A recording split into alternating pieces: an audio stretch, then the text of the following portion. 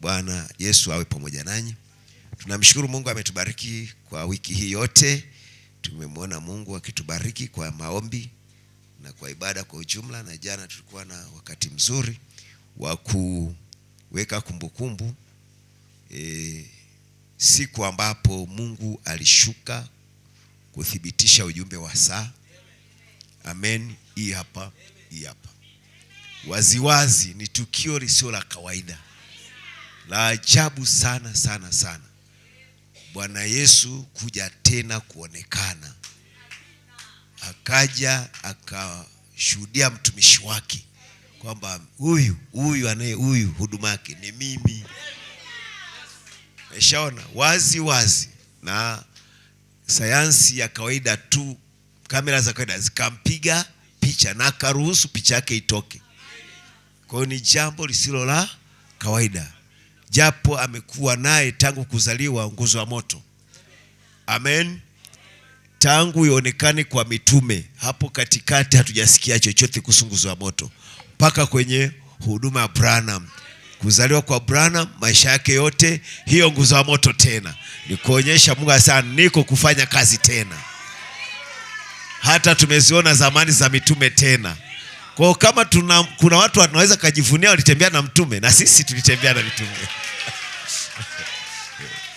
Tuna mtu zaidi ya mtume. Ni mtume, ni mjumbe, ni nabii. Huduma yake anamfunua mwana wa Adamu, huduma ambayo ni ya Mungu peke yake. Hajawahi kumpa kiumbe mwingine yote yule ila kwa Branham pekee. Hata Musa hakumpaga huduma ya mwana wa Adamu. Amen. Ilikuwa kwa Yesu tu, kwa Mungu mwenyewe, kwa Ibrahimu na kwa Yesu basi. Lakini kizazi hiki huduma ya mwana wa Adamu ikajidhihirisha tena, kutimiza Luka 17:30. Tumemwona Mungu kabisa.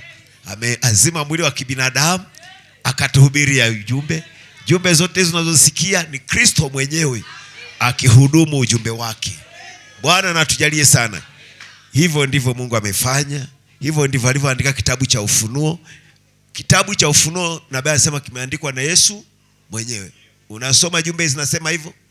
Wangapi wamesoma hivyo? Okay, wachache. Kitabu cha Ufunuo kimeandikwa na Yesu mwenyewe. Maana yeye ndiye aliyemtokea Yohana kisiwa cha, akasema andika. Kwa hiyo yeye alikuwa ndiye anaandika, kwa mkono wake ni Yohana. Meshaona? Sasa cha ajabu alikuwa akimuonyesha.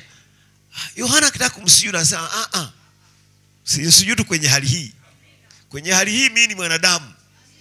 Kwenye hali hii mimi ni mjoli wako. Msujudie Mungu. Wakati nakufunulia hii usinisujudie. Mimi nakufunulia kupitia nabii, kupitia mtumishi wako. Amen. Lakini kwa kimwona anaona Yesu kabisa.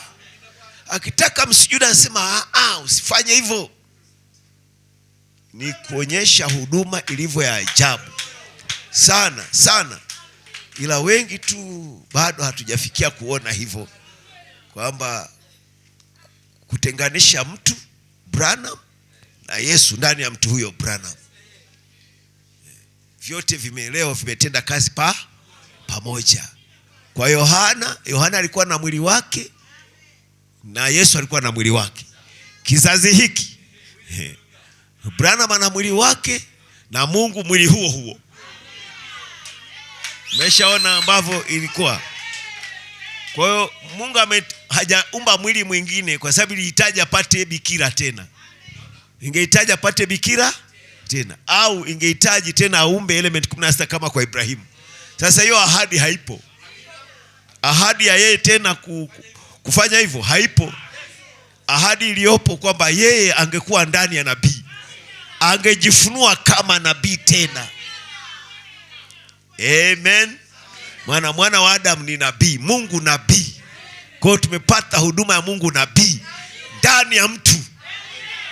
Hivyo ndivyo tunavyoamini, hivyo ndivyo ninavyoamini. Amen. Kwa hiyo usinichukue vibaya ukaenda ukasema Pastor Latana amesema Branham ni Mungu. Utakuwa umenikosea. Kwa sababu nimeshakwambia kwamba alikataa kusujudiwa. Anayesujudiwa ni Mungu tu. akiwa hayuko kwenye mwili wa binadamu aliyemwokoa, ila akiwa kwenye mwili wake aliyojiumbia anasujudiwa. Kwa Ibrahimu alisujudiwa, kwa Yesu alisujudiwa, kwa Abraham pekee ndiko amekataa, akasema usinisujudie kwenye hali hii hapa nimekuja na lazima mwili moja ya ndugu zenu nitumie huduma yangu ile nimeifanya kote kote kule. Bwana na wabariki sana. Kule nilitumia sifa ya ubaba kwa Ibrahimu, na hapo katikati nikatumia sifa ya umwana. Leo niko Roho Mtakatifu, na Roho Mtakatifu haning'inii. Kwa na Roho Mtakatifu leo ninawajaza. Kwa nachukua mmoja wenu namjaza. Amen. Namjaza kabisa kabisa. Namjaza mimi wote.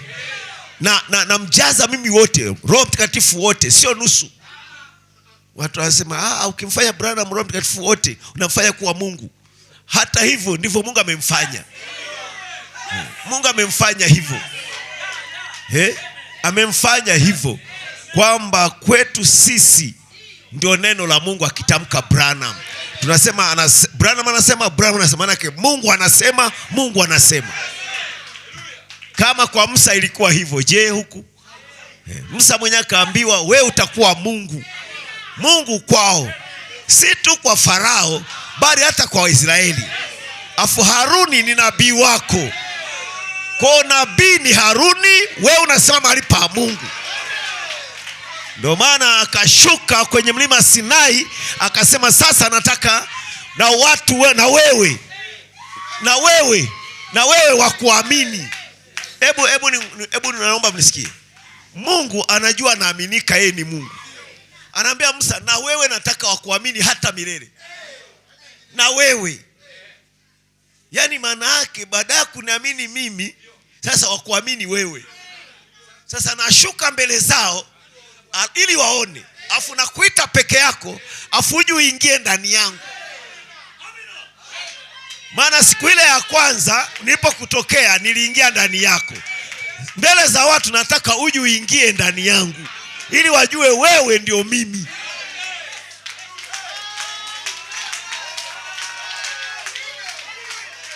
Ndio maana Biblia inasema wale Wayahudi vizazi vyote walikuwa wanasoma habari za Musa, wakihubiri Musa, walikuwa wanamhubiri Musa.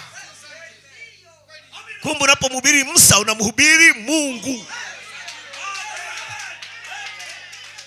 Matendo inasema hivyo, walihubiri Musa, wakishika wanamhubiri Musa.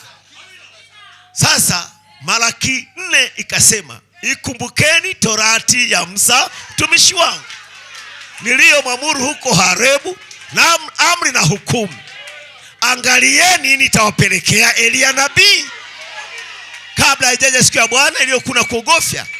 Atageuza mioyo ya baba elekee watoto, na mioyo ya watoto elekee baba, na mioyo ya watoto elekee baba zao, ili nisije, yani kabla sijaipiga dunia kwa laana, kabla hii dunia haijapigwa pigo la mwisho, hiyo huduma imeahidiwa kuja. Na nabii alipokuja akasema, hivi mlijua Malaki 4 ni Yesu Kristo? Asa hivi mnajua nabii aliyeahidiwa ni Yesu Kristo, kwamba angekuja yeye akiwa Roho Mtakatifu nguzo wa moto, alafu yeye angetumia tu chombo cha kibinadamu, na mambo haya yametimia.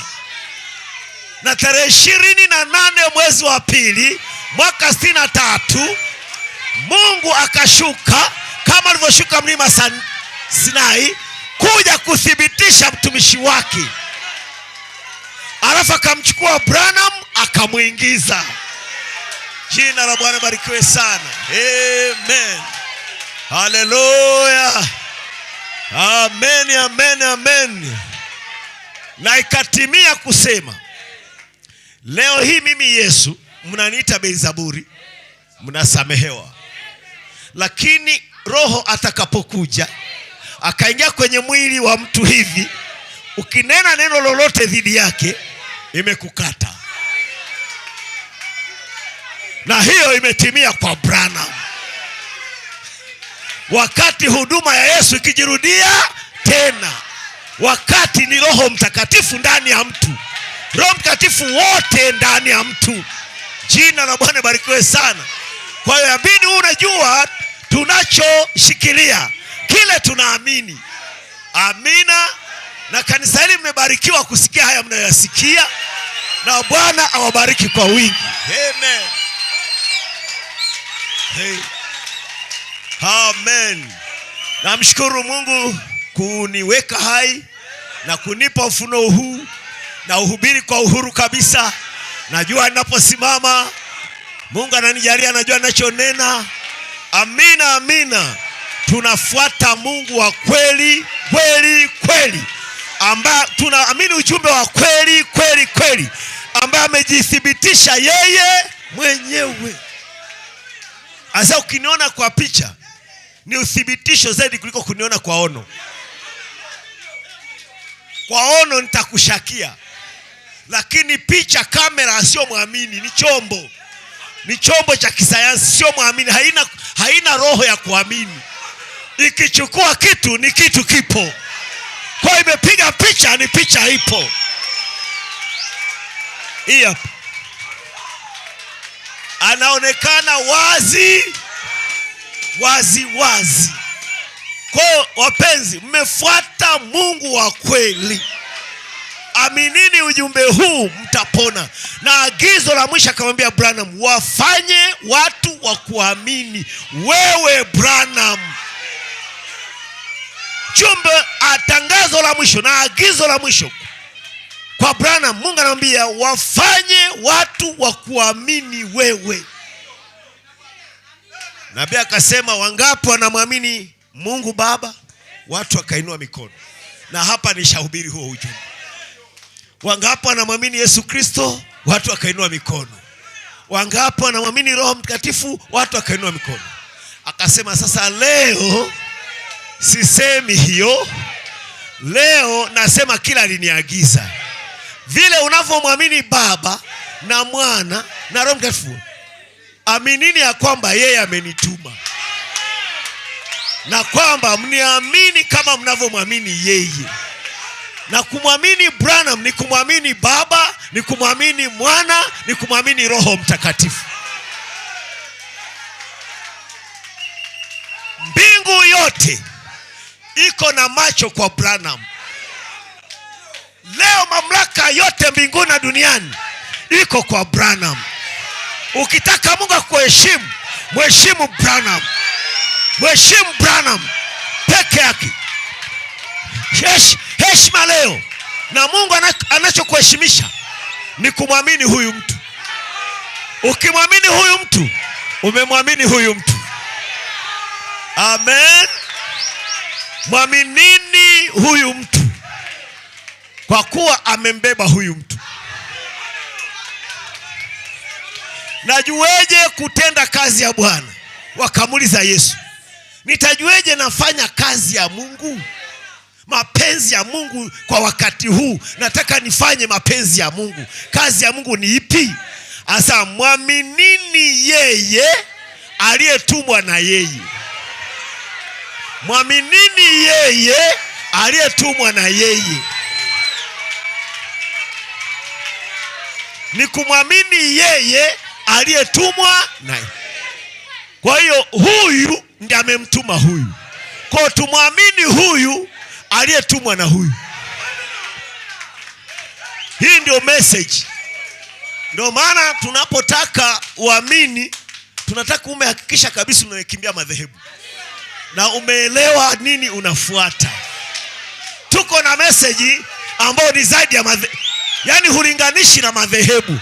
Hiki ni kitu kingine, hakijawahi kuaminika kwa nyakati zozote namna hii. Huu ndio wakati pekee Mungu amejiunganisha kwa binadamu kabisa. Hebu niseme hii na mnielewe vizuri. Hii ni zaidi ya Mungu kujiunganisha kwa Yesu. Hii ni muujiza zaidi kuliko Yesu kuja duniani. Kwa sababu ile ni Mungu alijumbia mwili mtakatifu usiozaliwa kwa tamaa za mwili. Na Mungu akaishi kwenye ule mwili hiyo hapana shaka ni sawa tu. Safari hii Mungu mtakatifu kujiunganisha kwa mwanadamu mwenye dhambi ni kitu cha kawaida. Mungu kuja kwenye mwili mtakatifu ni sahihi kabisa. Lakini kumbe alikuwa anatengeneza huu mwili wa Yesu ili umtakase Branham, ili utakase ule mwili, kwa sababu mwishoni anakuja akitumia mwili wa binadamu. Kwa yabidi aje na mwili wa kutakasa mwili mwingine. Kwa damu ya mwili huu wa kwanza yabidi imwagike juu ya ule mwili wa mwisho, utakaswe kabisa. Afu ule mwili wa mwisho ubebe damu ya Yesu, utembee duniani ukitikisa hiyo damu, ukitikisa hiyo damu, ukitikisa hiyo damu. Ndio ujumbe wa saa, ndio nguzo ya moto, ndio Roho Mtakatifu. Yule ndege mkubwa wa madoadoa, ndege wa madoadoa, madoadoa yalitokana na damu ya mwenzake. Alichinjwa mmoja, huwa njiwa alichinjwa mmoja, damu yake ikamiminwa juu ya mwingine, afu yule mwingine akabeba damu ya mwingine, ndio akawa safiri nayo, alafu anatembea nayo, inadondoka, inadondoka, inadondoka. Anatakasa wote wenye ukoma, na ukoma ni dhambi. Na yule njiwa aliweza kuachiliwa mara 7. Na Brown anasema nimezunguka dunia hii mara 7. Hii message namba 7, ngurumo 7, mihuri 7, mjumbe wa 7, nyakati 7 za kanisa, roho 7 za Mungu, rangi 7 za upinde wa mvua. Ndio message tuko nayo. Jina la Bwana barikiwe sana. Amen. Hallelujah. Nampenda yeye. Shangilieni kwa nguvu zenu zote. Yeye ni Mungu anatupenda. Tuko na message ya powerful. Ni message yenye nguvu sana. Tunapaswa kuwa na furaha. Usiruhusu chochote kikuondole furaha. Usiruhusu chochote. Mungu ni zaidi ya masumbufu yetu ya maisha. Ikifikia kwenye message, weka kando magonjwa, weka kando hitilafu, weka kando mizozo, weka kando masengenyo. Tuko na message ya kweli. Oh, hallelujah. Piga makofi, piga vigeregere. Jina la Bwana barikiwe sana. Amen. Hallelujah, hallelujah. Maweza kuketi. Maweza kuketi wapenzi.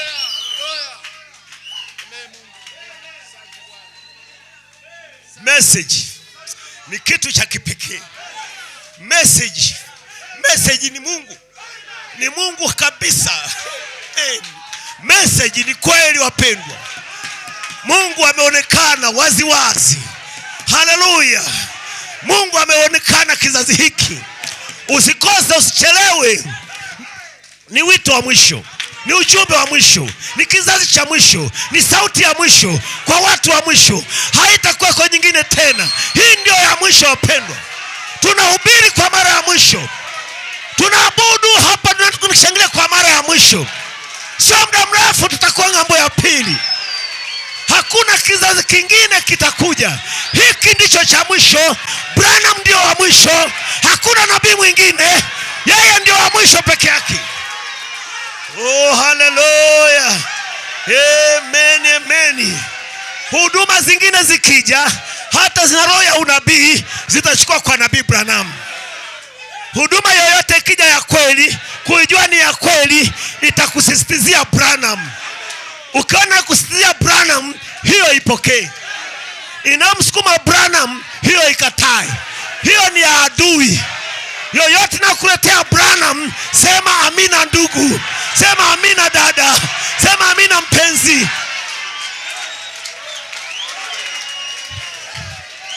Maana nikwambie, huduma ya mwisho ya Yesu, ya maisha yake hapa duniani, baada ya kuishi na ule mwili, akamaliza siku zake za mwili, siku zake za mwili za ukombozi, akaenda kaburini, akafufuka. Alipotokea hakuja na sura ya Yesu. Alijitokeza kwa Kleopa na Teofilo kwa sura ya ndugu, kwa sura ya ndugu, wakamkunjia na nyuso zao. Wewe ni nani? Mambo haya huyajui? Asa mambo gani? Anataka aone wanasemaje. Alikuwa ni ndugu. Alipofufuka tu asubuhi ya mashariki, akajitokeza Yesu. Alipofufuka tu asubuhi kabisa mapema, akajitokeza. Hii sura ni ya mashariki. Sura ya mashariki. Amekuja kwa sura ya mashariki.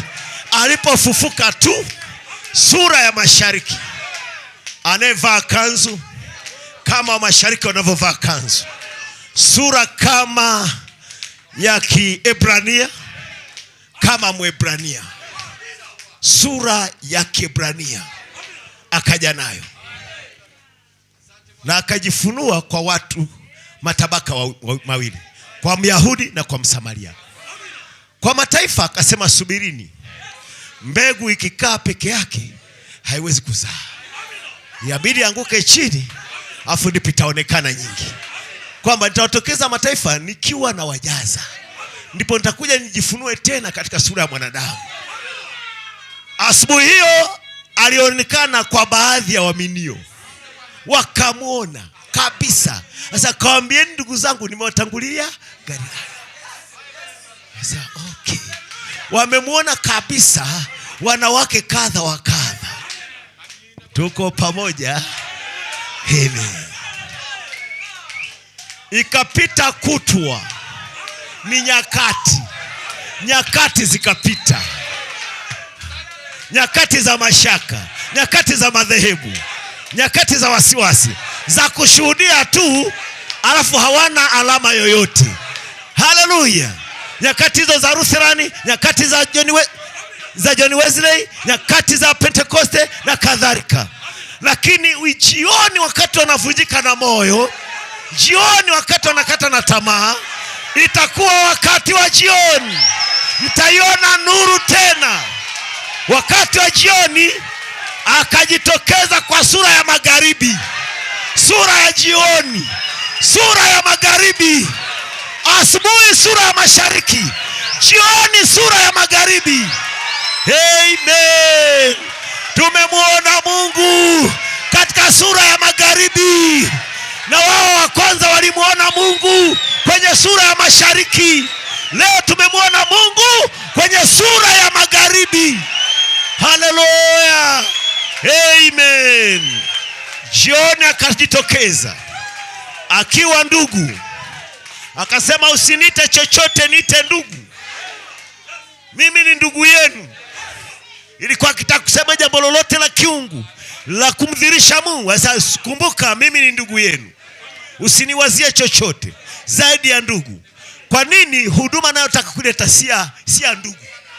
Anataka lete kitu kiko zaidi ya ndugu. Kwa hiyo yabida kuweke sawa kwanza. Msiniwazie chochote, mimi ni ndugu yenu. Ili kikitendeka chochote, usiwazie kingine chochote. Ujue ni Mungu ndani ya ndugu. Amekuja Mungu ndani ya ndugu, ametuhubiria ujumbe. Ukiwa mwaminifu unasikiza hizi jumbe, unamwona Mungu. Ukisoma jumbe unamwona Mungu. Kwa sio binadamu. Na alikuwa mnyenyekevu sana, hivi kwamba alikuwa hagombani na watu. Hata watu wawe wakaidi vipi, hata wawe wakorofi vipi, alikuwa hapambani nao. Alikuwa akiwaona wanavyotaka kumfanyia, wakisema nabii wa uongo. Asa ningejizuiaje kama Mungu amenifanya nabii wa uongo, lakini bado mimi nampenda. Hata akinipeleka kuzimu, mimi nampenda. Yule mtu anayedhani wangepambana Branham, anakuta ameumbuka yeye mwenyewe. Anasema, lakini ndugu Branham, wewe ni mtumishi wa Bwana. Sasa inakueje niwe wa shetani tena niwe wa Mungu? Wakati mwingine nisema hata juzi, kila angepata faida aliona yeye akose, awape wengine. Huo sio moyo wa mwanadamu, huo ni moyo wa Yesu. Ndivyo alivyofanya. Aliona uhai wake, Yesu aliona uhai wake nafaa wape yeye akose. Na Branham sifa zote za dunia hii alikuwa anakataa. Sifa hata vya vyeo vya dini alikuwa anakataa. anaona nafuu mpe mtu mwingine. Asa niite ndugu yako mkuu wa wenye dhambi aliyeokolewa kwa neema. Asa mimi ni mkuu wa wenye dhambi aliyeokolewa kwa neema, aliyezaliwa si kama kwa wakati wake. Asa nina maisha ya kimaskini, nimezaliwa kwa mlevi, maskini kabisa. Tukirudi saa 6 tule chakula mchana, nakuta bisi mahindi ndio mama ametukangia, ndio ilikuwa mlo wetu. Siku za sikukuu tulinunuliwa peremende tukagawiwa nyumba nzima, ndio tungefurahia hiyo. Wengine walikuwa na vibaiskeli na majaketi mazuri ya sikukuu, sisi hatuje kupata raha hiyo nyumbani. Nilizaliwa nyumba ya mlevi ya maskini. Lakini akasema sikupendwa na watu. Watu walikuwa wananisukuma, hata shuleni kwa mwanafunzi walikuwa wananisukuma. Sikujua kwa nini sipendwi. Asa lakini mpaka nimekuwa hivi, mimi nawapenda watu, nawapenda kutoka vilindi vya moyo wangu. Akakuta Mwafrika maskini, babu mmoja kipofu, Branham akavua koti akamvisha, akakuta halimwenei. Branham akavua viatu akamvisha, akakuta havimwenei. Akashindwa afanye nini kumsaidia huyu babu kipofu kabisa.